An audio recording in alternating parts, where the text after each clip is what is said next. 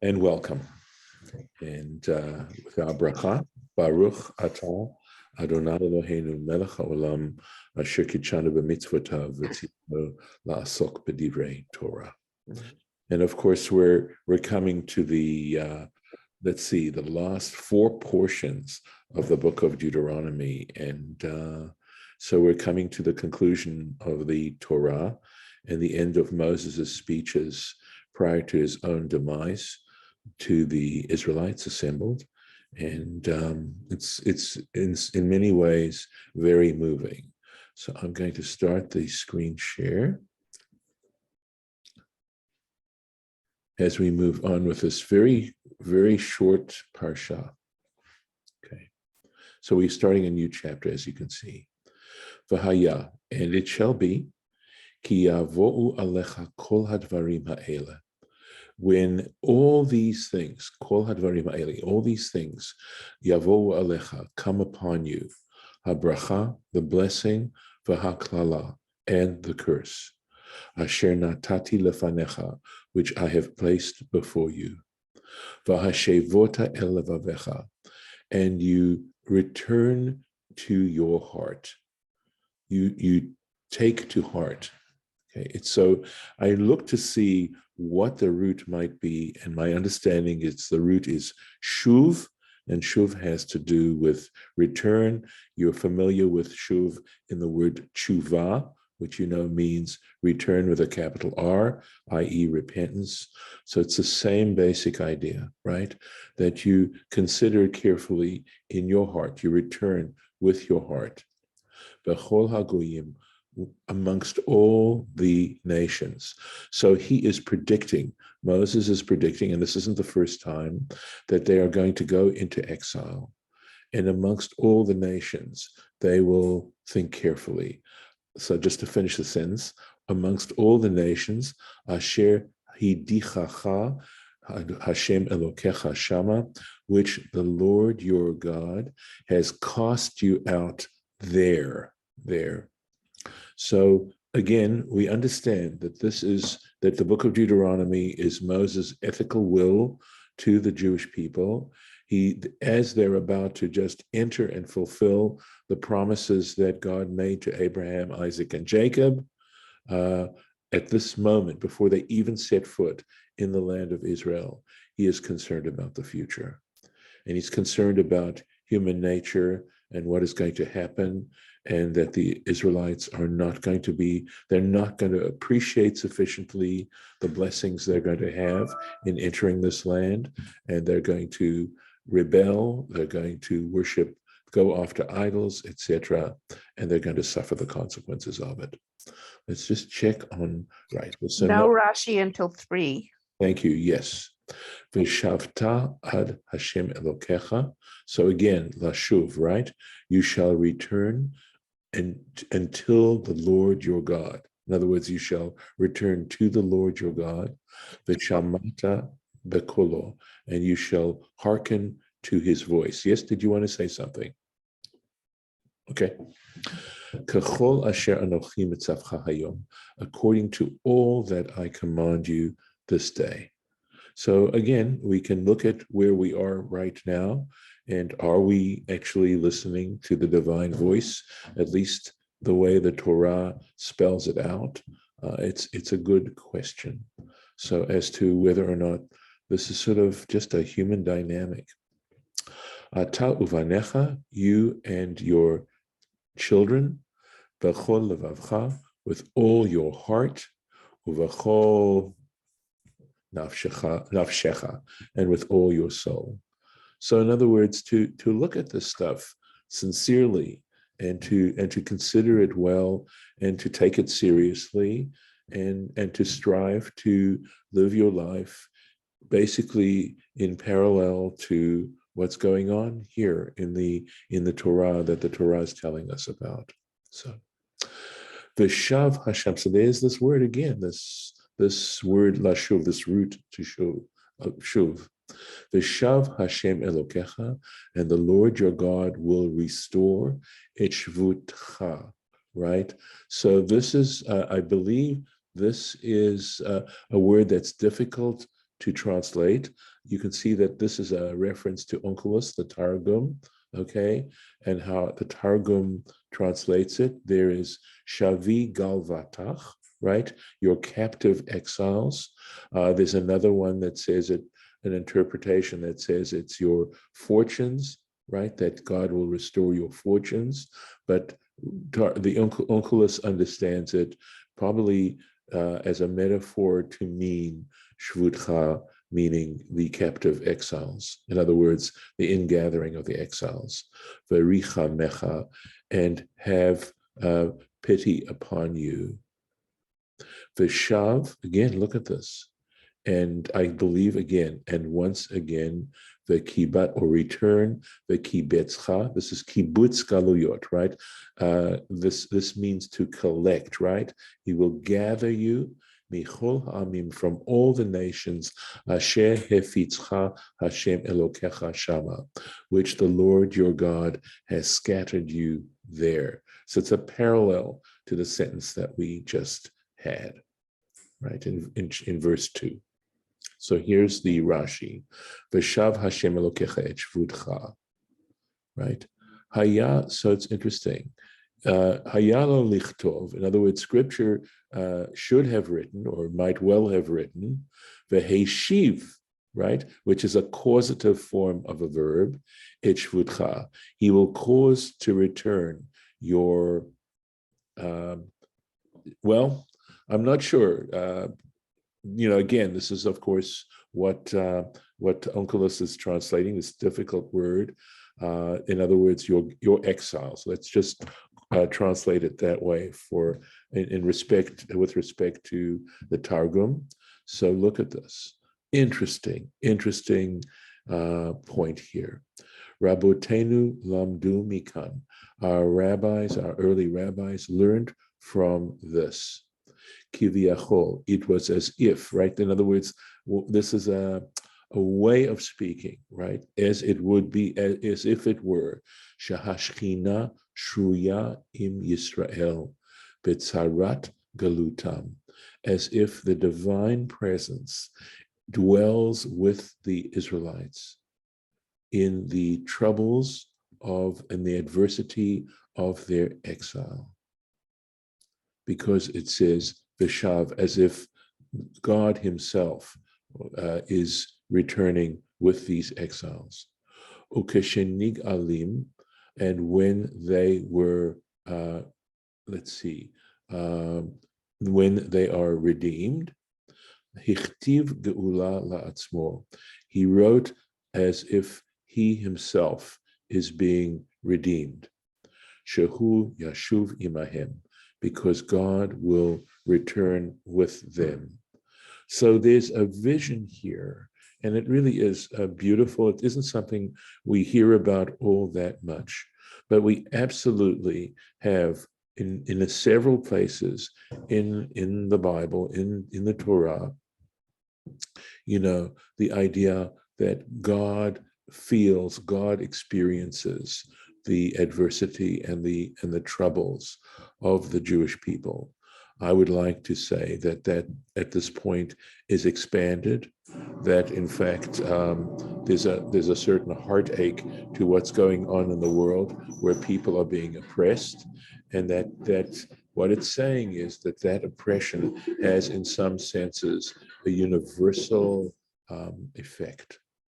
So, and to understand the deep consequences of these sorts of things. For od yesh lomar, and one could, in addition, one can say, shegadol yom kibbutz galuyot, that the day of the ingathering of the exiles, over koshi, that there is some level of difficulty, right? Ke'ilu hu atzmo tzarich liyot ochez beyado, as if he himself has to be grabbing with his hands, mamash. In fact, ish mimkomo, each individual from his place. Now, I mean, understanding that when we're talking about God, there isn't God doesn't have problems doing things in that sense. But it's trying to give us a sense of the issue that's involved in this happening.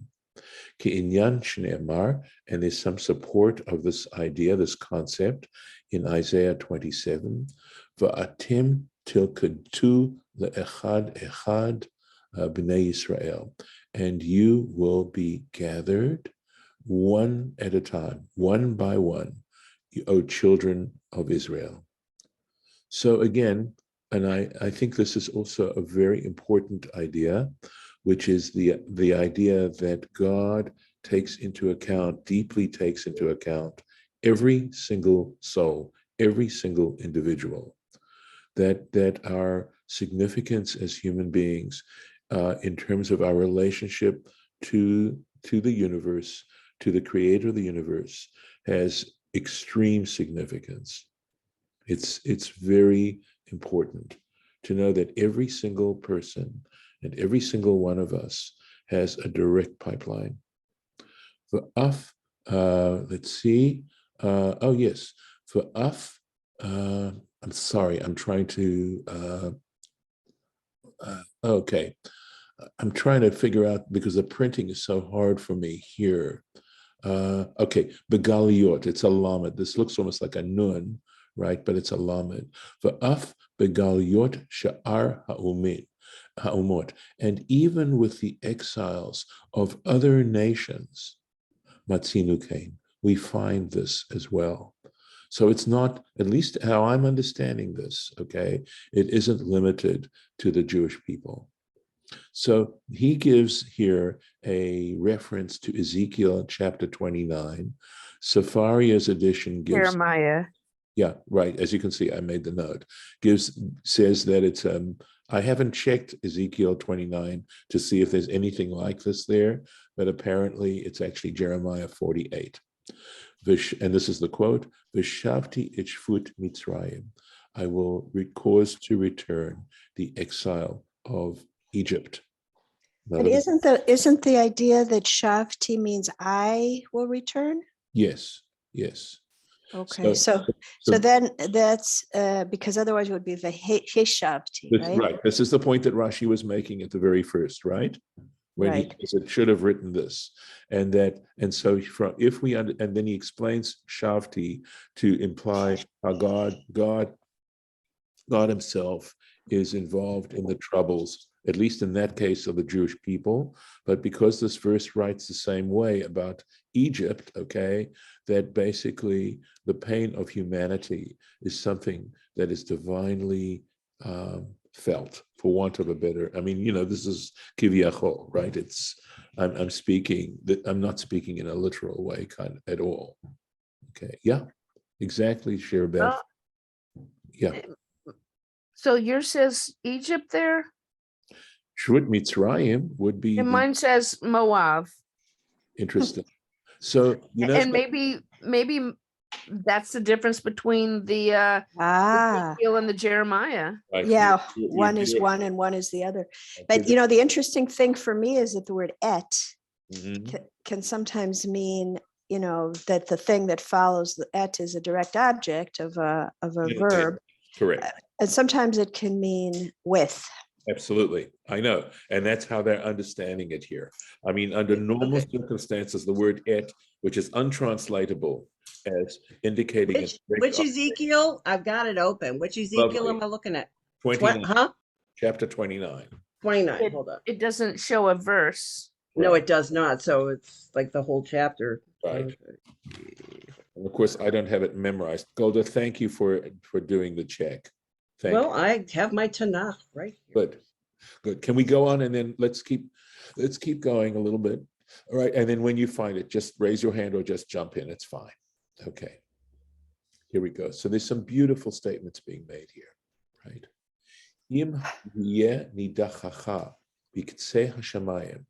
If your outcasts are in the edge of heavens, right, on the far reaches of heaven, from there, the Lord your God will gather you. And from there, he will take you. So in other words, no matter how distant one is, at this time of the ingathering, God will gather. Veheviacha Hashem Elokecha, and the Lord your God will bring you El Haaretz Asher Yashu Avotecha. Okay, let me interrupt 1 second. Golda, go ahead, please. Okay, it is about the Egypt stuff. It is a prophecy of Ezekiel's about against all of Egypt, and he's going to disperse them all and then bring them back together or something. Yeah. Okay, and what about the Jeremiah possibly is the Moab quote? That's 48, 40. According to Chabad, it is. It mentions Okay. Jeremiah 48:47 and says Okay, Moab. right. Okay, so that's the difference. So there's the difference. I would leave it. I would put a note there when you Yeah. get a chance, or Right. write it down and stick it in with something. But yeah, that is interesting that we get both for the same price. Yeah. Well, one refers Right. to Moab. Yeah. Okay. All right. There Very you go. nice. Okay, I guess I got two. There we go. Thanks. That's great. Great job. All right, so let me keep going with this sentence here, right? Veheviacha Hashem Elokecha el haaretz asher yashu. Okay, and the Lord your God will bring you to the land asher yashu avotecha, which your ancestors inherited. Virishta, and you will inherit it.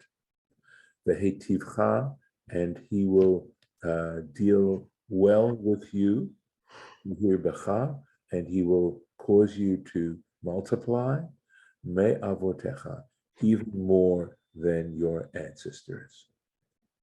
These are beautiful statements of tshuva and also the ingathering of the exiles at the same time. And so trying to look at all these little pieces together, these separate pieces together as describing a moment when humanity, when the Jewish people, humanity will in fact turn towards God. Umal Hashem Elokecha, and the Lord your God will circumcise et levavcha, your hearts, ve'et levav zarecha, and the hearts of your children, your seed, right? So again, this notion, this metaphor of circumcising, I think describes, right, it's to describe the fact that this isn't an easy thing necessarily, and it involves a major change, and changing when you're going along one path, and then you realize that path actually was a terrible or wrong path. It isn't a simple thing, because you still have attachments, and trying to change, even though you know it's the right thing to do, it's a way, I think, also of saying how you need to cut yourself off from that particular path that you've been following. I have a note that says open up. I don't know why. To circumcise. Oh, I see. Okay. From circumcise to open up. Normally, okay, circumcision means the removal of something that it also opens up. Well, etymologically, it means to cut around. Around, yes. The size, like incisor, Yes. the circum, like, around Yes. But visually, you get something with but that true. Ultimately, it does open up something too. Yeah. But the point is that the actual act has to do with the removal of an obstruction. Yes.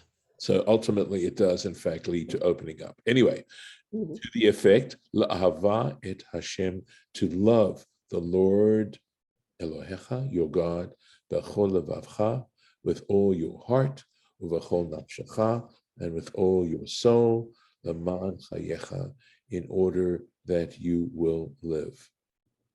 It seems like a good place to stop here, although this is it for the year, you might say. But I am going to put in the thing, and then if you want to say some things and we can record it, that would be fun. the Hamishi doesn't have any Rashi either. So if you wanted to do some more verses, you're not going to get tripped up by doing long Rashis. Okay, very good. Okay. And there's only 4. Right, that's true. Okay, let's do it. Let's do it. Thanks, Lauren. V'natan Hashem Elokecha, and the Lord your God will place et kol ha'alot ha'ele, all these curses al oivecha, on those who hate you, right, on your enemies, the al sonecha, and all those who hate you, asher yidafucha, and who have pursued you, have pursued after you. So, what this is implying, though, is that there are enemies and there are those who hate the Jewish people, right? I mean, look at how fundamental this is. We're reading about it in the Torah, right? But you, tashuv, you will return, okay? But again, tashuv v'shamata, you will again hearken b'kol Hashem, in the voice of God, v'asita, and you shall perform kol mitzvotav, all his commandments, asher anochi mitzavcha hayom, which I command you today. So, I mean, is it at all possible to look at that as internal enemies and saying that God will doom them so that you can return and listen to his voice? Yes. And you know that I like that kind of interpretation. And in fact, that is how I like to interpret. It isn't my own. I read it somewhere else. The enemies, because in the book of Psalms, one is asking for God's protection. And yes, I think one absolutely includes those internal enemies. I mean, it's sad to say that there are external enemies, but in some ways I feel the more dangerous enemies are the ones that lurk inside of ourselves and that tend to doom us. And because we're in love with them too, we have such a hard time divesting ourselves from them. So we need external, we need God's help. It's like the 12-step program, right? You have to want to be healed, and you need an outside power to help you. And the hotir means to add to, right? The Lord your God, the chol ma'aseyadecha, in all the work of your hands. In other words, you'll have abundant results. The free bitnecha, in the fruit of your, literally, beten means your innards, your stomach, but of course, I believe he's talking about children, with the free, the hendecha, and the fruit of your cattle, with the free admatcha, and in the fruit of your land, letova, for good. In other words, it's going to be not just abundant, but it's going to be quality as well. Ki yashuv Hashem, because the Lord, again, look at this word shuv, right? How often it just shows up. For the Lord your God will return lasus alecha latov, to delight over you for the goodness. In other words, that God it's going to give God joy to do these good things for you. And it's just like, when you give someone you love a gift, and when you see how happy they are, there's a question as to who's getting more pleasure out of that gift. Ka'asher sas alavotecha, just as he rejoiced over your ancestors or forefathers. Ki tishma, why? For you will hearken the kol Hashem Elokecha, to the voice of the Lord your God, Ishmor mitzvotav v'chukotav, to guard his commandments and his statutes, haptuvah, which are written, the Sefer HaTorah hazeh, in this scroll of the Torah. Tashuv el Hashem Elohecha, and the reason you're going to do that is because you will return to the Lord your God, b'chol levacha, with all your heart, v'chol nafshecha, and with all your soul. So you can see there's a lot of repetition in here. And of course, the basic point about repetition is emphasis and suggested importance. as to how important this really is. And look at the timing of this in terms of our calendar, right? Because we're always reading these particular passages very close to Rosh Hashanah and Yom Kippur. So, all right, I will stop the share here. Let me just. Well, if you guys get a chance, you should keep going with the sixth Aliyah because it's really good. It's kind of long for now with the Rashis, but it's really nice stuff to read. It is a patriotic finish as we get to the end. And Vayelach is also just really beautiful too. So let me mark this for next year, and God willing, and we'll stop the share. Just isn't enough time. All right. Any comments for the record? Otherwise, I will stop this recording. Okay. Well, thank you. And for those who have been following the recording, thank you for doing that.